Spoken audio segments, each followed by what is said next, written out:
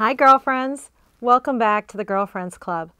I thought it was important to come back and talk a little bit about the tactics that I used after I lost my job and share with you some of my secrets and what I thought was important to do.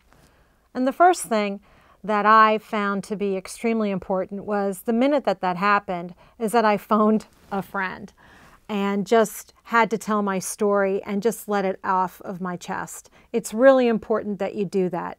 Don't hold it in. Share what just happened to you. You shouldn't carry that weight on your shoulders. Call your best girlfriend. Call those friends that you need to be with you and to support you and to lift you up. You have to share this story. You have to get it off your chest. And whether you've already done it with your spouse, like I had already done, it really doesn't matter because you need to talk more.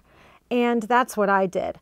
I called my girlfriends and they assembled right in my kitchen. And we sat around the kitchen table and I told them the story about what happened to me during the day. It was so healing.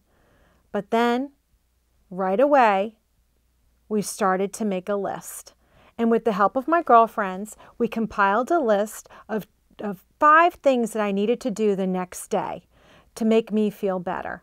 The first one, of course, was to call the HR department to find out if there was a specific reason as to why I was let go. And if there was a reason that was actionable, then to call my girlfriend's husband, who is an employment attorney. Just saying. The second tactic is to make sure that you have a current resume. Now, one of my girlfriends had gotten right onto my resume on LinkedIn, and she just started to add all the current information for me. Now, that was huge that she did that, but you need to take the time and assess your situation and look at your resume while it's fresh and get exactly the verbiage down that's appropriate of the position that you just left. After all, you don't want to be old news. You want to be new news, current news. So make sure that you're using fresh words and specifically catering your resume to the way it should look today. For example, one of the tips I'll give you is don't use your home address. That's very passé. Only use your web address, your email, or a LinkedIn address. And of course, only a cell phone.